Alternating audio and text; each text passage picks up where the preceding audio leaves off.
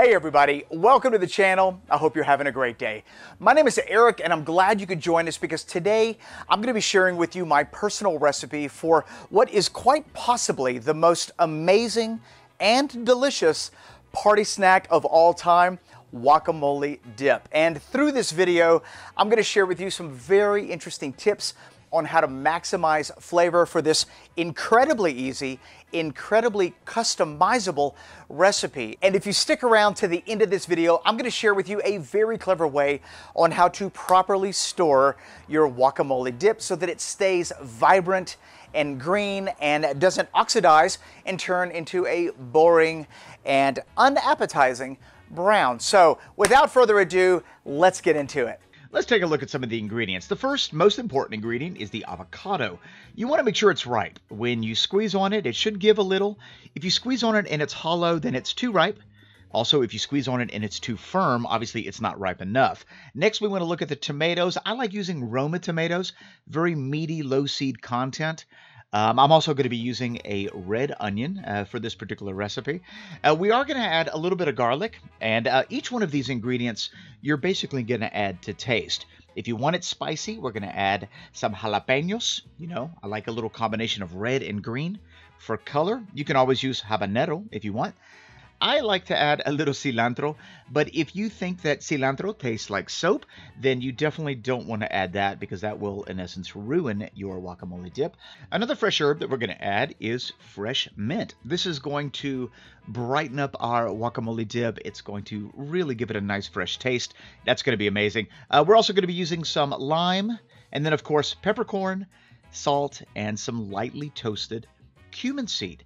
And that's basically the ingredients for our guacamole dip. So let's go ahead and process the vegetables, and then I'm going to show you how to extract maximum flavor here in just a minute. And in order to process these vegetables, we're not going to do anything too special. I'm going to crush the garlic, set that to the side, and then we're just going to basically dice everything up. As far as the peppers go, if you want the flavor but not the spice, you can remove the veins and the seeds and then go ahead and process accordingly. But for me, a small to medium dice is what I'm looking for in my vegetables. If you prefer a more chunkier guacamole dip, then you can go medium to large dice, and it's totally up to you. And as is the quantity of each one of the ingredients. You know, if you prefer more tomatoes, if you prefer a spicier dip, you can obviously add more jalapenos. And in my opinion, there's really only one rule when it comes to making a great guacamole dip, and that's to use the absolute freshest ingredients that you can get your hands on. Everything else, you know, do it to taste, because this is, after all, your guacamole dip. So if you want the recipe for what I'm doing in the exact quantities, I'll put a link in the description box below, and then you could use that as kind of a starting point for your dip. So let's go ahead and get our avocados opened up. We're just going to give that a little twist. Take the knife, pop it into the seed, and then give that a twist, and that should come right on out if your avocados are ripe. As far as the lime goes, I'm just going to roll that on the cutting board a couple times with a little bit of pressure, and that's just going to help extract maximum amount of juicage from that lime.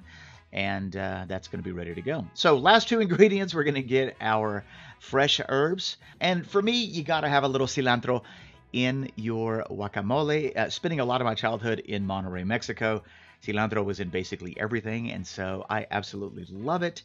But like I said earlier, you know, if you're not a huge fan, you can either omit it or just reduce the quantity. So we're just going to go ahead and finely chop the cilantro, set it to the side, and then I'm going to do the exact same thing with my fresh mint. Now, the mint was not an ingredient that I grew up eating in my guacamole, but it is an absolutely great addition to this recipe. It's going to brighten up those flavors, and it's just going to give you a wow factor for your guacamole dip. And so, if you want to know what knife I'm using to process all these vegetables, this is the Ultra Sharp Kotai Chef's Knife.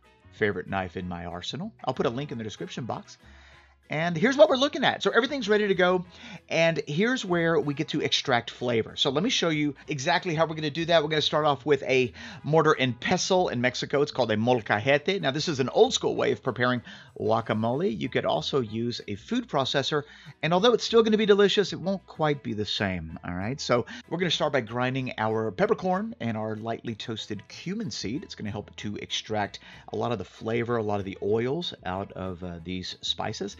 And now we're going to go ahead and add our garlic. So once that's done, our garlic and our salt is going to come in. And I'm going to grind that into a paste. Now I like a heavier garlic flavor in my guacamole, so I'm using 2 cloves. You could reduce that to 1 if you want. Once we got a nice little paste, I'm going to add my red onions and continue to grind. And then once we break those down, we're going to add our jalapenos. And what I've noticed is that processing your spices and your vegetables in this order allows you to build layers of flavor in your guacamole dip. And so notice we've got a nice little paste going right here. Once we have our garlic, onions, and jalapenos, we're now going to add our aguacate. This is our avocado. And I'm just going to scoop that out with a spoon. And then we're going to continue to grind. Now, for me, I like a creamy, buttery avocado in my guacamole dip. But you may like yours chunky. And this is where you get to control that. So if you like a creamy, smooth avocado, you're going to really give this a nice mix, much like that. If you want yours to be a little bit chunkier, you're not going to mix it nearly as much. Notice we're now adding our tomatoes. So our tomatoes and herbs are going to come in at the very tail end. So there's our cilantro. And now we're going to go ahead and add our mint. And then for the last ingredient, we're going to squeeze a fresh lime. This particular mortar and pestle is a 5-cup capacity, so it's a little larger than your typical size. If you want information on it, I'll put a link in the description box below. Now we've got everything mixed up, it's time to give it a taste. And before you add any additional salt, you want to take into consideration the saltiness of however you're going to be serving this, whether it's chips, or some chips are saltier than others.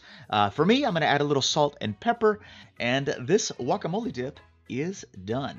Now, if you want, you can leave this inside your molcajete or your mortar, serve it up just like that at a party. That'd be kind of cool. I am going to go ahead and just transfer this to a bowl, and let's give it a taste. So, can anyone guess what we're going to be eating this with?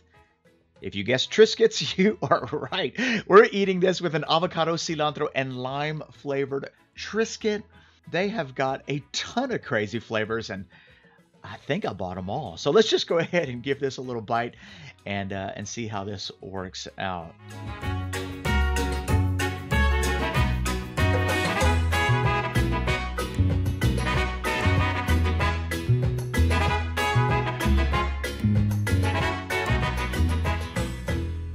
Here we go. Our guacamole is now ready. Very easy, very quick recipe. And before we give it a taste, I just got to say, this dip looks stunning. I mean, it's vibrant with color. Our vegetables are nice and chunky. The aguacate itself, the avocado, is smooth and creamy, which is how I like it. And so let's just go ahead and see how it tastes. I mean, it smells amazing. I can smell it all the way from here. So here we go.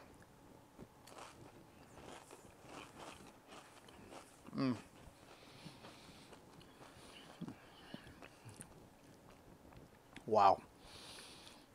This is outstanding. The amount of flavor coming from this guacamole dip is incredible. I mean, it's zesty, spicy.